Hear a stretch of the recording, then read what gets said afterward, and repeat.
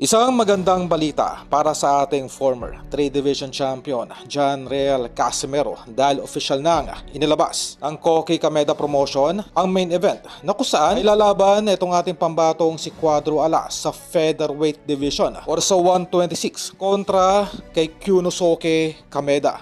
Kung maalala, itong si Kyunosuke Kameda ay nauna ng tinalo itong si Luis Neri via knockout sa 7th round. Ganun pa man, itong si Kyunosuke Kameda ay nagpahirap dito kay Alan Peter Picasso na kung saan ay umabot nga po sa suktulang 12 rounds ang kanilang sagupaan.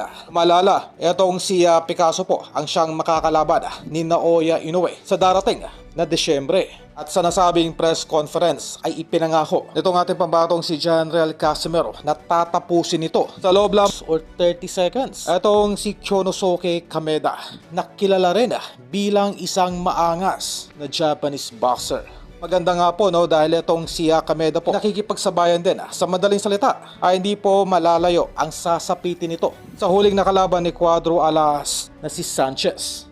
Ito na marahil ang isang preparatory fight ni Cuadro Alas kontra kay Luis Neri sa susunod na taon. シーンもなかったので普通ですね。お前それに負けたらもっと稼いで。イカホルヤン。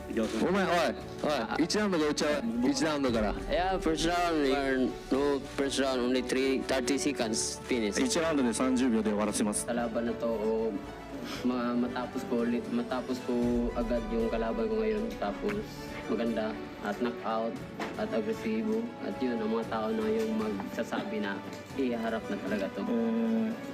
いいアピール